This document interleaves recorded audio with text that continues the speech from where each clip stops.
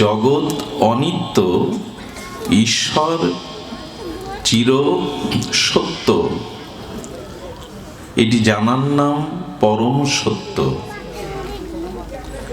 তো এটা মৌখিক আমরা বলি জগৎ অনিত্য, জগৎ ক্ষণস্থায়ী, জগৎ বিনাশী,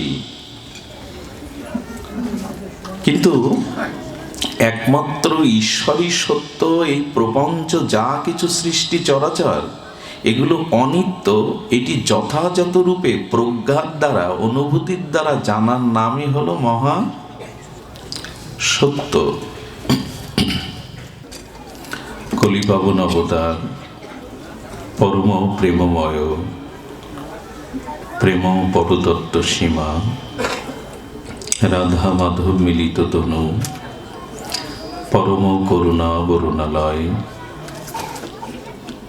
কলিযুগ জীবের একমাত্র আশ্রয় গতি, শ্রী শ্রী গৌর নিত্যানন্দের অপার অনুকম্পায়, শ্রী শ্রী গান্ধার্বিকা গিরিধারীর অপার করুণায়,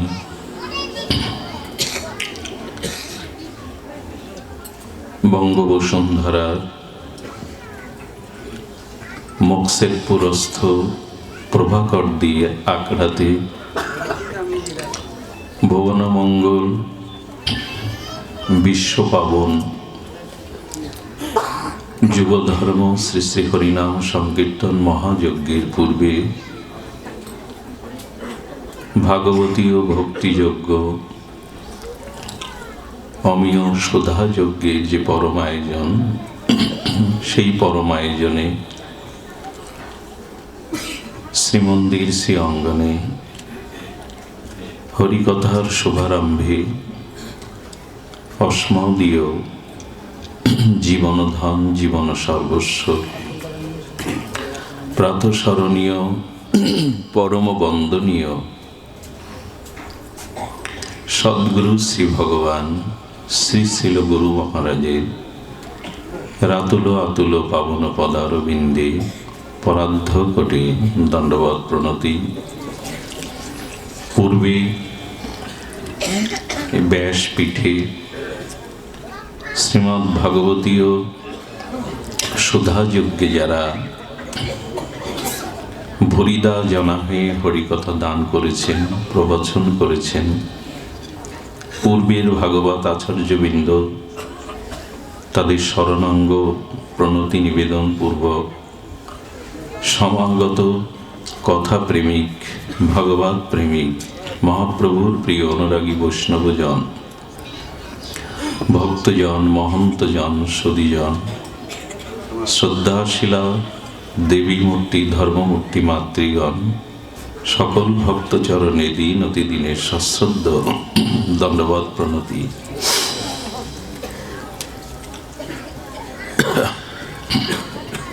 সদীজন,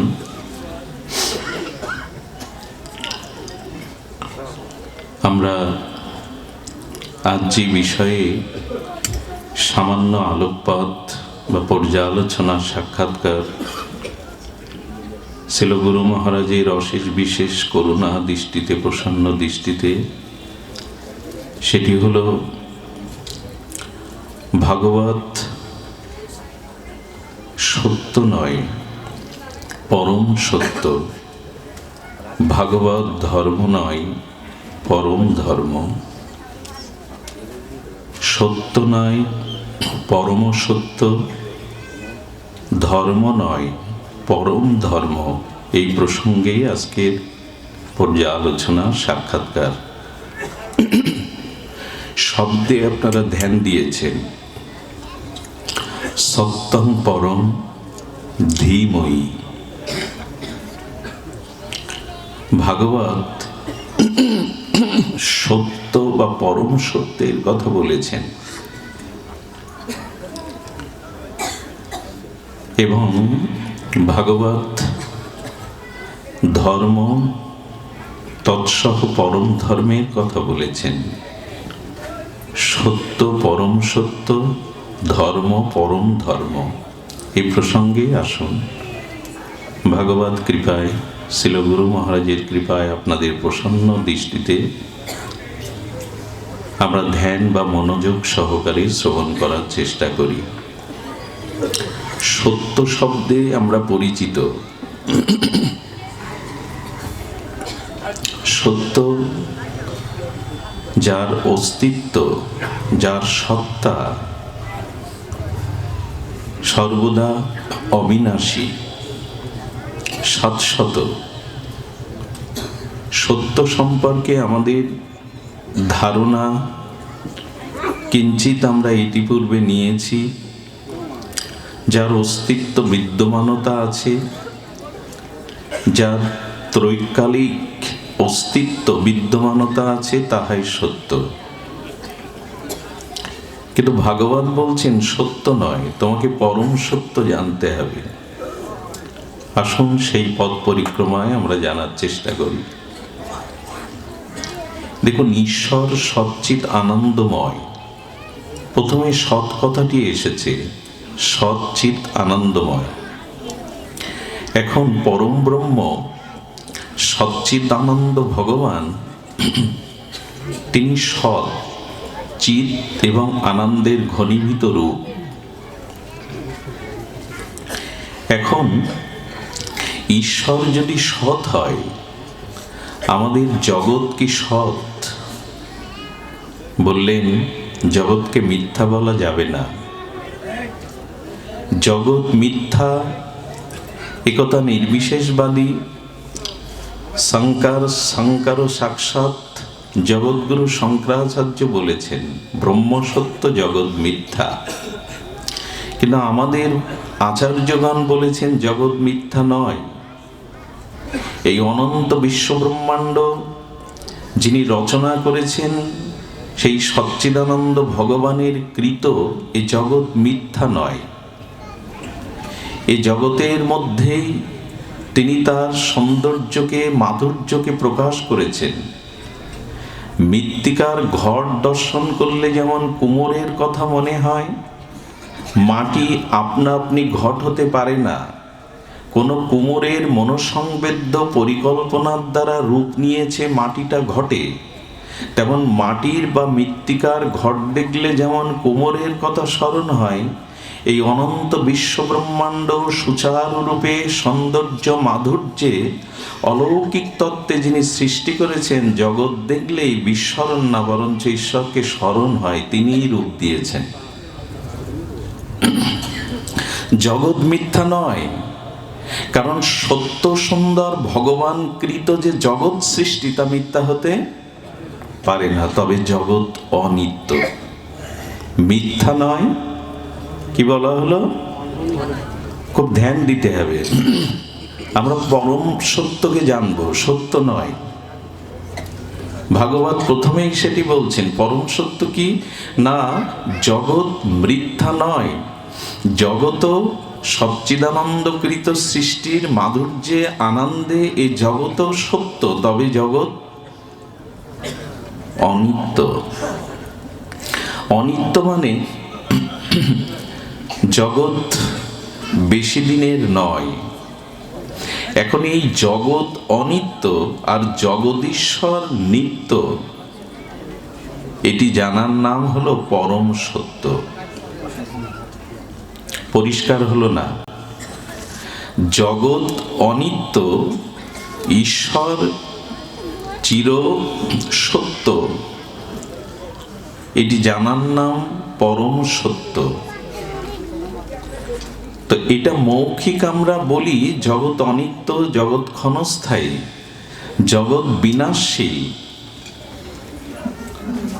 কিন্তু একমাত্র ঈশ্বরই সত্য। এই প্রপঞ্চ যা কিছু সৃষ্টি চরাচর, এগুলো অনিত্য। এটি যথাযথ রূপে প্রজ্ঞার দ্বারা, অনুভূতির দ্বারা জানার নামই হলো মহা সত্য। এখন জগৎ অনিত্যকে জানতে হবে। এই শরীর, সংসার, পঞ্চভূত অনিত্য, এটি যথাযথ রূপে অনুভূতিতে আসতে হবে। তখনই পরম সত্যরূপ আপনি জানতে পারবেন। জগতের প্রতি যে মোহ, ত্রিগুণ মায়ার প্রতি যে আসক্তি, মোহ যতদিন আছে ততদিন সত্য জানলেও পরম সত্য জানা হবে না। এই জন্য শরীর সংসার সেই মহাসত্য জানার একটি উপায় মাত্র। এই শরীরটা পেয়েছি, সংসারটা পেয়েছি, এটি ওই পরম সত্যকে অর্থাৎ সচ্চিদানন্দকে, ঈশ্বরকে জানার জন্য, তাকে প্রাপ্তির জন্য। কিন্তু এগুলি যদি তার প্রাপ্তির পথে, তার ভজনের পথে অন্তরায় হয়, অন্তরায় তো হয়েই গেছে। দেহ নিয়ে, সংসার নিয়ে আমাদের মাতামাতি তো কম না, আমাদের আসক্তি তো কম না। এই আসক্তি যতদিন আছে ততদিন মহাসত্য থেকে আমরা অনেক দূরে, অনেক দূরে। এই জন্য ভাগবত প্রথম বলছে ধ্যান করো সত্যং পরং ধীমহি, সেই মহাসত্যের, পরম সত্যের ধ্যান করো। জগতের ধ্যান, জগতের চিন্তা, জগতের মোহ, এটি অন্ত না হওয়া পর্যন্ত তুমি পরম সত্যের অনুসন্ধান পাবে না। কি করে বোঝায়? দেখুন, আপনি কোনো দূরে যাত্রা করবেন, মথুরায় যাবেন, মথুরা যাওয়ার আগে আপনি টিকিটটা 1 মাস বা 2 মাস আগে কেটে নেন, স্বাচ্ছন্দ্যে যাত্রা যাতে সরল হয়, সুখপ্রদ হয়। টিকিটটা কাটার পর উপযুক্ত সময়ে আপনি উপস্থিত হন, সেই রেল স্টেশনে উপযুক্ত সময়ে উপস্থিত হন। ট্রেনেও উঠলেন, আপনার কামরায় সিটেও উঠলেন। এখন ট্রেনের কামরাতে সিটে বসার পরে যদি কেউ জিজ্ঞাসা করে আপনি ট্রেনে উঠেছেন কেন, সিটে বসার জন্য, কি উত্তর হবে? সিটে বসার জন্য ট্রেনে উঠেছেন। মথুরাতে বা গন্তব্যে পৌঁছাবো বলে ট্রেনে উঠেছি, সিটে বসছেন কেন? বলে যাত্রাটা সুখকর হবে, দাঁড়িয়ে তো যাওয়া যায় না, এই জন্য সিটের প্রয়োজন। কিন্তু সিটে বসবার জন্য ট্রেনে উঠেছে কি? একটু পরে জল বের করলেন, জল টল গুছিয়ে নিয়েছেন খাদ্যাদি। কেউ যদি প্রশ্ন করে ট্রেনে উঠেছেন কি জল খাওয়ার জন্য, উত্তর কি হবে? একই উত্তর হবে, মথুরায় যাব বলে উঠেছি, কিন্তু পিপাসার্ত জল একান্ত প্রয়োজন। আচ্ছা, আপনি ক্ষুধাতে খাদ্য খাবার যেটা প্রস্তুত করে গৃহ থেকে প্রস্তুত করে এনেছেন, সেটা খাওয়ার বেলায় যদি একই প্রশ্ন করা হয় ট্রেনে উঠেছেন কি খাওয়ার জন্য, বললো না, মথুরায় যাওয়ার জন্য, কিন্তু খাওয়াটা প্রয়োজন। রাত এলে যখন ঘুমাচ্ছেন, দূরের যাত্রা, ট্রেনে উঠেছেন কি ঘুমানোর জন্য, বললো না, ঘুমানোটা প্রয়োজন, খাওয়াটা প্রয়োজন, বসাটা প্রয়োজন, জলপানটা প্রয়োজন, কিন্তু লক্ষ্য হলো মথুরায় যাও। আচ্ছা, ট্রেনের কামরাতে আপনি একা নন, নানান বয়সী, নানান বিচিত্র মানুষ আপনার চারপাশে। সময় যত গড়িয়ে যায় তত সম্বন্ধ তৈরি হয়ে যায়। কেউ কাকা, কেউ কাকিমা, কেউ বন্ধু, ছোট বাচ্চা থাকলে স্নেহের পাত্র হয় কিনা, সম্বন্ধ হলো কিনা একটা আলাপ পরিচয়ের মধ্যে, একে অপরের মধ্যে পিতা মাতা ভ্রাতা বন্ধু কাকা সজ্জন পুত্র সম্বন্ধ হয়ে যায়। কেউ যদি প্রশ্ন করে এই সম্বন্ধ করার জন্য কি ট্রেনে উঠেছেন, বলে এটা যাত্রাপথে তো হয়েই থাকে, এটা যাত্রাপথে তো হয়েই থাকে। আচ্ছা, মথুরার অগ্রে 2টি বা 5টি স্টেশনের আগে যাকে কাকা বলেছেন, যাকে পিতার মতো সম্মান করেছেন, সে নেমে যাচ্ছে। আপনি কি বলবেন আপনি নামবেন না, আমার সাথে চলুন? একথা বলেন কি কেউ?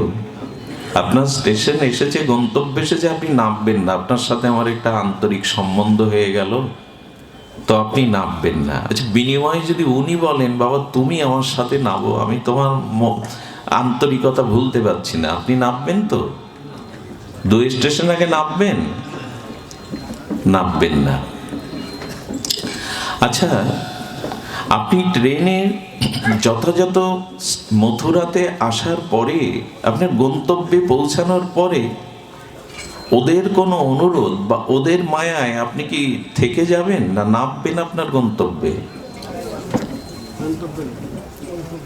পরম সত্যটা হলো কি জানেন? এই ট্রেনটাকেই সংসার মনে করুন। এখানে আপনি উঠেছেন সেই পরম সত্যের কাছে পৌঁছানোর জন্য, যার কাছ থেকে এসেছিলেন। যার কাছ থেকে এসেছিলেন ওইখানে গন্তব্য। আচ্ছা, নদীর সৃষ্টি কোথা থেকে? নদীর সৃষ্টি কোথা থেকে? সাগর থেকেই তো। তো সাগর থেকেই নদীর সৃষ্টি। এখন লক্ষ্য করবেন, ওই সাগরে বাষ্প হয়ে মেঘমালা হয়ে মেঘটা তো আর সাগরেই পতিত হবে এমন নয়।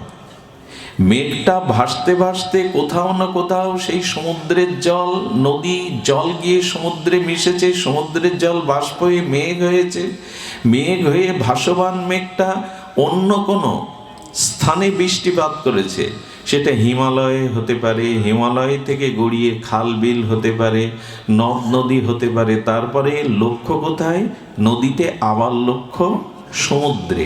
আমরা এসেছি মানে আমরা অংশ, ভগবান অংশী।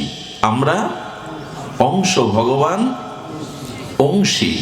আমরা তার কাছ থেকে এসেছি। গন্তব্য আমাদের সেই পরম সত্যময় সচ্চিদানন্দ পরম ব্রহ্মের কাছে ফিরে যাওয়া।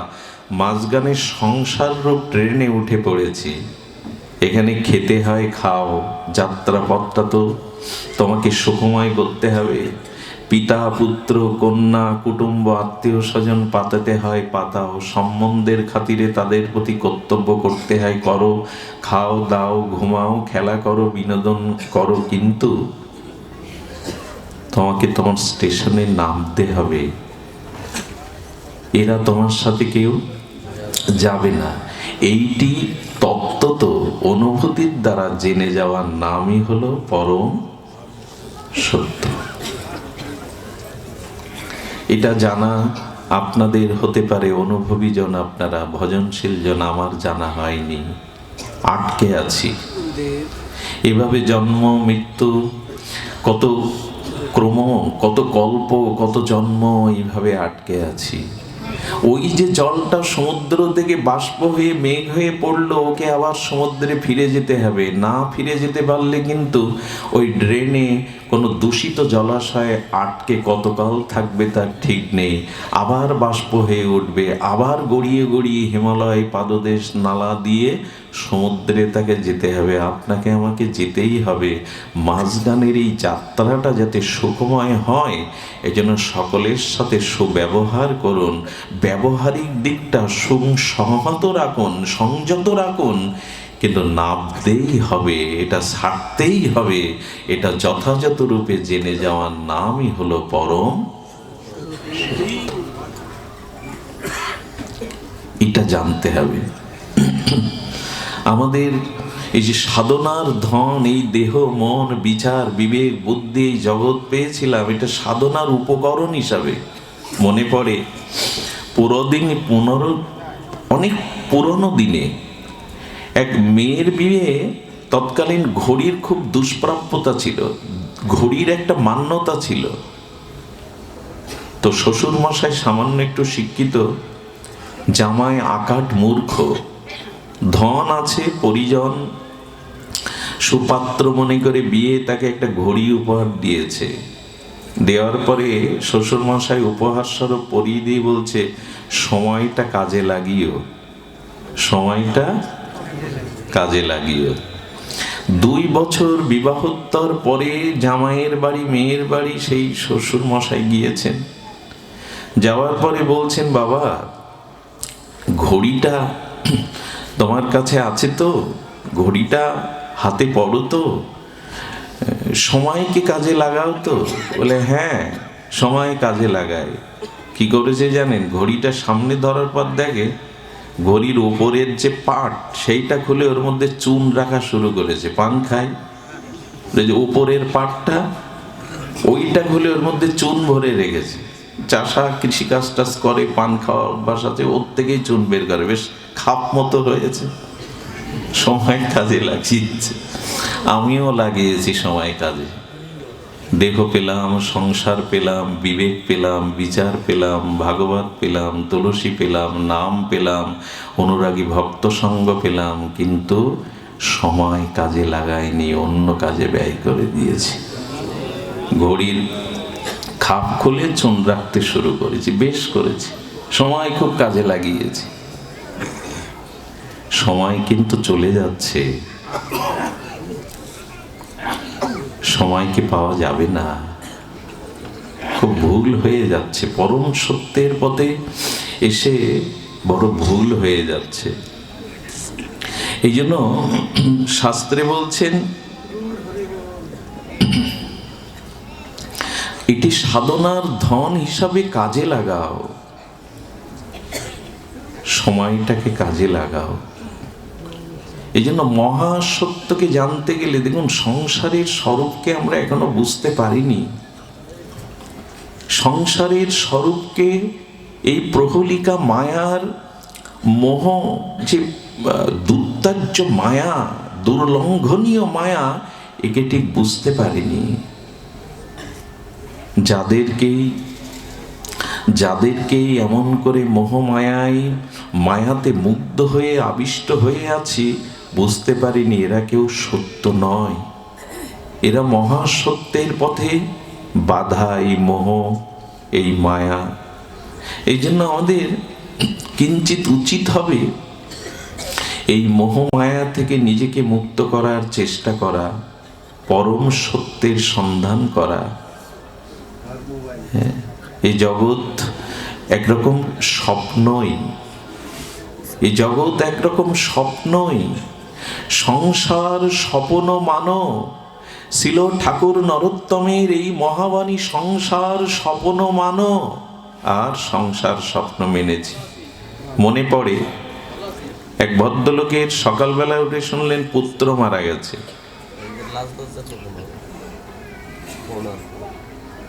মৃত পুত্রকে নিয়ে কাঁদবে, কিন্তু উনি হাসছেন। স্ত্রী ভাবল যে পুত্রহারা পিতার শোকের কারণে তিনি উন্মাদ হয়ে গেছেন, স্মৃতিশক্তি হারিয়েছেন। স্ত্রীর মুখপানে চেয়ে বললেন, আমি স্মৃতিশক্তি হারাইনি, তবে পুত্র হারিয়ে আপনি হাসছেন, কখনো আবার কাঁদছেন। বললেন, আমি কাঁদবো না হাসবই বিচার করছি।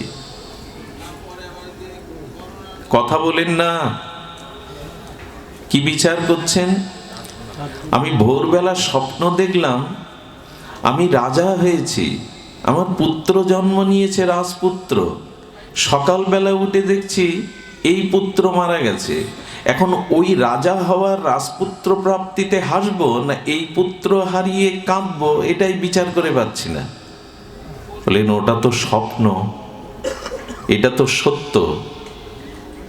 বললেন, ঠাকুর মশাই বলে দিয়েছেন, ভাগবত বলে দিয়েছে, সংসারটাও একরকম স্বপ্ন। তো সংসার যদি স্বপ্ন হয়, ওটাও যদি সত্য হয়, আমি বিচার করছি ওটার প্রাপ্তিতে আমি হাসবো না এটা হারানোর জন্য কাঁদবো। কি বিচার দেখো। হ্যাঁ, রাতের স্বপ্নটা ক্ষণিকের, আর সংসারের স্বপ্নটা একটু দীর্ঘ সময়। এটা স্বপ্ন ছাড়া কিছু নয়। এভাবে তত্ত্ব অনুভূতির দ্বারা জেনে যাওয়ার নাম হলো পরম সত্যকে জানা। এই জন্য ভাগবতের প্রথম শ্লোকে এসেছে সত্যং পরম ধীমহি, সেই পরম সত্যের ধ্যান করো। এই জগৎ তোমার বেশি দিনের নয়। এই জন্য শাস্ত্র বলেছেন, মহাসত্যের জানার জন্য তোমাকে এই উপলব্ধিতে আসতে হবে ত্রিগুণময় এই মায়ার সংসার অনেকটা স্বপ্নের মধ্যে সত্য ভেবে আঁকড়ে ধরে ভুল করেছি। সূচনা ছিল পরম সত্যকে জানা। দ্বিতীয় শব্দটা কি ছিল? দ্বিতীয় শব্দ ছিল সত্যং পরং ধীমহি। আচ্ছা, আমরা ধ্যান দিয়ে শুনছি তো, ভাগবত শ্রবণ করতে হবে কিন্তু ধ্যানের দ্বারা। এই গ্রন্থ সাধারণ গ্রন্থ নয়, এটি কোনো পুস্তক বা গ্রন্থ নয়। ভগবানের থেকেও যার বেশি কৃপা করুণা এই বিশেষত যুগে, তিনি হলেন ভাস্বর ভাস্কর ভগবানের অভিন্ন কলেবার শ্রীমদ্ ভাগবত। ভাগবত সাধারণ গ্রন্থ নয়, সর্ববেদান্ত সার অমল পুরাণ শ্রীমদ্ ভাগবত। এর বক্তাও আশ্চর্য, এর মধ্যে মহামহিমাও বড় আশ্চর্য। যারা শ্রবণ করে অনুভূতি দিয়ে, যারা ব্যক্ত করে, তারাও আশ্চর্যবোধ। আচ্ছা, আমাদের রাজর্ষি জনকের স্ত্রীর নাম ময়না। কি নাম? ময়না। তো ময়না রাজর্ষি জনকের কাছে একদিন প্রশ্ন করছে, আপনি বলতে পারেন বর্তমান কালে এই বিশ্ব ব্রহ্মাণ্ডের মধ্যে শ্রেষ্ঠ সাধুকে? রাজর্ষি জনক বিচার করে বললেন, আমার দৃষ্টিতে সকলেই সাধু, কিন্তু সর্বাগ্যে দুইজন। একজন হলেন দেবর্ষিপাদ নারদ, আর একজন হলেন পরমহংস শিরোমণি কুলতিলক সুখদেব গোস্বামী। বলেন দুইজন হয়ে গেল তো, আমি একজনকেই বেছে নিতে চাইছি। বলে তাহলে তুমি পরীক্ষার দ্বারা বেছে নাও, আমি দুজনকে আহ্বান করছি। প্রথমে নারদ এলেন, ছোট একটা আসন। সেই ছোট আসনে নারদকে পাদর্ঘ্য দিয়ে পাদ প্রক্ষালন করে আসনে বসিয়েছেন। বসানোর পরে কিছুক্ষণ পরে সুখদেব গোস্বামী এসেছেন। ওই যে পরমহংস, এই জগতের মায়া যাকে স্পর্শ করতে পারেনি, তো পরমহংস ছিল সুখদেব গোস্বামী। এসে আবেশেই বসেছেন, কে পাশে বসে এসে খেয়াল করেননি। দুজনকে আরতি প্রদর্শন করালেন ময়না। আরতি প্রদর্শন করিয়ে প্রণাম করতে গিয়ে ওই দুজনের মাঝখানে অল্প একটু জায়গায় ময়না বসে গেলেন। এখন যেই বসেছে, নারদ উসখুস করছে, পেছাচ্ছে, মানে মাতৃ স্পর্শ পাচ্ছে তো, পেছাচ্ছে, পেছনে যাচ্ছে, এই করতে করতে উনি পড়েই গেছেন।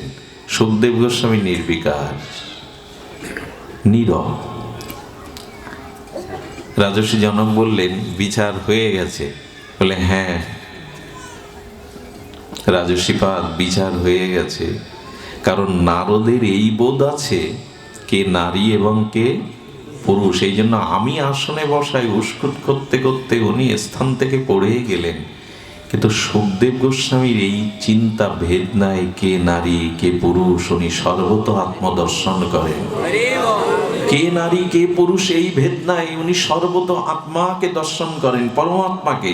এই জন্য আমার দৃষ্টিকোণে ভাগবতের বক্তা হলে এই পরমহংস শির সুখদেব। এটা সাধারণ গ্রন্থ নয়, কে বলছেন দেখুন। এই জন্য ভাগবত শুনতে হবে সাবহিত হয়ে। মহাপ্রভু শুনতেন সাবহিত হয়ে, খুব সতর্ক হয়ে। কারণ ভাগবত উপলব্ধি আনতে, আমি গতদিন বলেছিলাম, গুরু দ্রোণাচার্য কৌরব পাণ্ডবদের একত্রিত করেছেন। কার কেমন মেধা, মুখস্থ শক্তি, আমি একটা পরীক্ষা নিতে চাই। একটা শব্দ উচ্চারণ করে বললেন, তোমরা ওটা বলো, সত্যং বদ। সত্যং বদ সবাই। আচ্ছা, এটা মুখস্থ করতে আপনাদের সময় লাগে? সত্যং বদ আপনারা বলতে পারবেন এই মুহূর্তে? সবাই বলল, একজন বলতে পারলো না। গুরু দ্রোণাচার্য বললেন, তোমার বলা উচিত ছিল, পারা উচিত ছিল, বলে একটু সময় দিন। 3 দিন ধরে জিজ্ঞাসা করে যাচ্ছেন, তোমার মুখস্থ হয়েছে? বলল না। 3 দিন বাদে প্রণাম করে এসে বললেন, হে আচার্য, এবার আমার ওটা মুখস্থ হয়েছে। কি বলেছিলাম? সত্যং বদ। 3 দিন কেন লাগলো? প্রথম যেদিন বললেন সত্যং বদ, মানে সত্য বলো, আমি বিচার করে দেখলাম আমার জীবনে তো সব সত্য বলি না, মুখে বলবো কি করে, বুলি আওড়াবো কি করে? তাই 3 দিন ধরে অন্তর্মনা হয়ে জীবনে সিদ্ধান্ত নিয়েছি আর কখনো মিথ্যা বলবো না। সেই সিদ্ধান্তের আলোকে আজ এসে বলেছি। এই ব্যক্তিটা কে জানেন? ইনি হলেন ধর্মরাজ যুধিষ্ঠির। 3 দিন আগে বলতে পারতেন না? সত্যংবাদ আপনারা বলতে পারতেন না? জীবনের সিদ্ধান্ত নিলেন সত্য ছাড়া মিথ্যার আশ্রয় নেব না। অনুভূতিটা হলো এই জন্য ভাগবত যিনি বলবেন, যার মুখে ভাগবত শুনলে আমাদের পরম সত্যের উপলব্ধি হবে, পরম ধর্মের, এই পরমহংসগণের মুখে সত্যং বদ এই শব্দটা উনি 3 দিন এবং জীবনে সেটা প্রতিপালনও করেছিলেন, জীবনের অন্ত সময় পর্যন্ত প্রতিপালন করেছিলেন ধর্মরাজ যুধিষ্ঠির। এই জন্য আমাদের ভাগবতটাকে অনুভূতিতে আনতে হবে। ভাগবত বক্তা, ভাগবত শ্রোতা এরা সাধারণ না। সদ্য হৃদয় অবরুদ্ধ অতি শুশ্রবী তৎক্ষণাৎ। ভাগবতের মহিমা এটি ব্যক্ত করা সম্ভব। কি বলছেন? বলছেন ভাগবত আমি শ্রবণ করার সৌভাগ্য পাইনি, শ্রবণ করব এই সিদ্ধান্ত নেওয়ার সাথে সাথে ভগবান তার হৃদয়ে বাধা পড়ে যায়, অবরুদ্ধতি। এই গ্রন্থ সাধারণ নয়, এটি কোনো গ্রন্থ কলেবর নয়। বলছেন আমি ভাগবত শ্রবণ করব, এরকম সিদ্ধান্ত সংকল্প মনে আসার সাথে সাথে সদ্য হৃদয় অবরুদ্ধতি শুশ্রবী তৎক্ষণাৎ। গোবিন্দ বলছেন শ্রবণের ইচ্ছা জাগলেই আমি তার হৃদয়ে বাধা পড়ি, শুধু বাধা পড়ি না, তার হৃদয়কে শুশ্র অর্থাৎ সেবা করতে শুরু করি, শুদ্ধ করতে শুরু করি। তাহলে শ্রবণ করলে কি হবে? এই জন্য ভাগবতের বক্তা, ভাগবতের শ্রোতা সাধারণ নয়। এভাবে সাধারণ অন্যান্য ধর্ম অনুষ্ঠানের মতো, আলোচনার মতো মনে করা ঠিক নয়। ভাগবত পরম সত্যকে জানিয়ে দেয়, পরম সত্যের সন্ধান দিয়ে দেয়। আর কি দেয়? সত্যং পরম ধীমহি জানলাম। আর ভাগবত হলো কি বলেছেন? ধর্ম নয়, ভাগবত হলো পরম ধর্ম। ধর্ম পর্জিত কৈতব অত্র পরাং নির্মৎ শরণাং শতাং। প্রথমে এই শব্দ এসেছে। ছিল সুখদেব গোস্বামী বলছেন ধর্ম পর্জিত কৈতব অত্র পরং, পরম ধর্ম নির্মৎ শরণাং শতাং। ভাগবতের 2য় শ্লোকে এসেছে এই মহা শব্দাবলী, এই মহা অনুভূতির তরঙ্গ রাশি, উচ্চ ভাগবত জ্ঞান, ভাগবত ভক্তির পরম উৎস রাশি তরঙ্গায়িত হয়েছে এই শব্দের দ্বারা। আচ্ছা, ধর্ম আর পরম ধর্ম কাকে বলে? প্রথমে তো ধর্মটা বুঝি। ধর্ম কাকে বলে খুব মন দিয়ে শুনতে হবে, আমরা একটা নূতন অনুসন্ধান পেয়ে যেতে পারি ভাগবত কৃপায়। ধর্ম তাকেই বলে, দেখুন এই পরিসরে একটু কথা বলে রাখি, শুধু পাণ্ডিত্যের দ্বারা, শ্লোক আবৃত্তির দ্বারা কিন্তু ভাগবত প্রসিদ্ধ হবে না। আচ্ছা, আমার মতো দুষ্ট বা আমার মতো স্খলিত চরিত্রের মানুষের যদি খুব প্রখর মেধা হয়, কারো কারো তো মেধা খুব প্রখর হয় না? দুষ্ট লোকের, শয়তান লোকেরও মেধা, মুখস্থ শক্তি খুব বেশি হয় না? অনেকেরই হয়, হয় কি না? তা পুরো 18,000 শ্লোক আমি মুখস্থ করলাম, ঘন্টার পর ঘন্টা শ্রোতাকে মোহিত করে আবৃত করলাম। এই লক্ষণেই কিন্তু তিনি ভাগবত বক্তা নন। অনেক দুষ্ট শয়তান লোকেরও মুখস্থ শক্তি, মেধা শক্তি থাকতে পারে। কে তবে ভাগবত? না, ওই মুখস্থ বা ওই মেধার সাথে সাথে যার সমস্ত চিত্ত মন দেহ ভগবত চরণে পরম ধর্মে সমর্পিত হয়েছে, ওই রসে যিনি রসজ্ঞ হয়েছেন, ভাবুক হয়েছেন, তিনি ভাগবত। শুধু পাণ্ডিত্য দিয়ে ভাগবতকে পরিমাপ করা হয়নি। পাণ্ডিত্যের সাথে সাথে হৃদয়ে অপ্রাকৃত অনুভূতির ভজন রসসিক্ত রসিক বা ভাবুক হতে হবে। তার ভিতরে ভগবত প্রেমের রস আছে কিনা, তিনি অনন্ত ভগবত চেতনার ভাবুক কিনা, তবেই তিনি ভাগবত। আমাদের মতো নরাধম মাদিস্য জীবের মতো এই আসনে বসবার কোনো অধিকার নেই, এবং আমাদিস্য এরকম জীবাধমের পক্ষে ভাগবত প্রকাশ করাও সম্ভব নয়। অপ্রাকৃত বস্তু কখনো প্রাকৃত গোচর হয় না। এই জন্য আমরা পরম ধর্ম জানার আগে জানি ধর্ম কাকে বলে। এটা খুব অদ্ভুত কথা এসেছে। দেখুন, ধর্ম আজকে আচারিত হচ্ছে প্রচুর, কিন্তু প্রকৃত ধর্মটা কি একটু ধ্যান দিতে হবে। রাবণ সারাটি জীবন তার পাণ্ডিত্য, আমার মনে হয় রাবণের পাণ্ডিত্যের মতো পাণ্ডিত্য ভূমণ্ডলে খুব কম ছিল। আমরা তো মুখস্থ করে শ্লোক মুখস্থ করতে পারি না, দেখে দেখে বলি, আর অনর্গল শ্লোক রচনা করে বলতেন।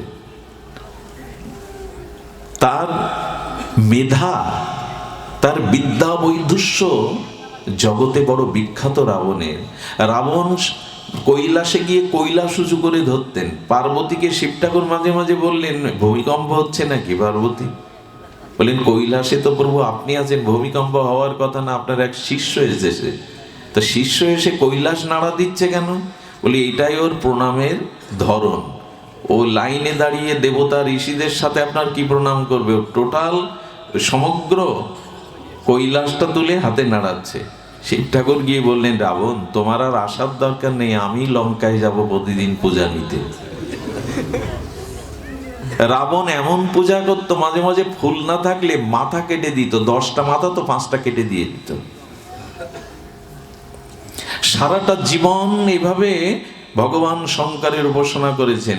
আর রাম ভগবান রঘুপতি একদিন মাত্র রামকে, এই ভগবান শঙ্করকে অভিষেক করেছিলেন রামেশ্বরে। কদিন করেছিলেন? একদিন। উপাসনা কদিন করলো? আর রাবণ সারা জীবন। যুদ্ধে কে জয়ী হলো? একদিনের পূজাতেই ভগবান শঙ্কর, ওনারও তো উপাস্য ভগবান শঙ্কর রাবণের। শঙ্কর তাকে বিজয় এনে দিতে পারেনি। সংকেত কি দিল জানেন? ধর্মকর্ম সারা জীবন করলাম, পূজা পার্বণ শ্রবণ কীর্তন সারা জীবন করলাম, কিন্তু প্রকৃত ধর্ম উপলব্ধি করতে পারলাম না। পাওয়া যাবে না। অল্প ধর্ম করুন, কিন্তু চরিত্র, নিজের ব্যবহার, নিজের বিবেক বিচার এগুলো সমুন্নত রাখুন। বেশি পূজার প্রয়োজন হবে না, বেশি আরাধনাও লাগবে না। এখন তো স্রোতের মতো বইছে ধর্ম, স্রোতের পূজা পার্বণ যাগ যজ্ঞ স্রোতের মতো বইছে। একদিনের আরাধনায় ভগবান শঙ্করের কৃপা পেলেন। আমরা তো কত কাল ধরে কাজ করছি। আচ্ছা, একটি পিতার দুটি সন্তান, একটি সন্তান পিতাকে খাটে রাখে, পালঙ্কে রাখে, আর কত সেবার ব্যবস্থা, সুখের ব্যবস্থা, যা চাই দিয়ে দেয়, কিন্তু পিতার আদেশ মেনে চলে না। আরেকটি সন্তান পিতাকে ওইভাবে সেবা করতে পারে না, মাঝে মাঝে এসে প্রণাম করে, কিন্তু পিতার আদেশটা জীবনে প্রতিপালন করে। পিতার কাছে গ্রহণীয় কে হবে? আদেশ পালন করে।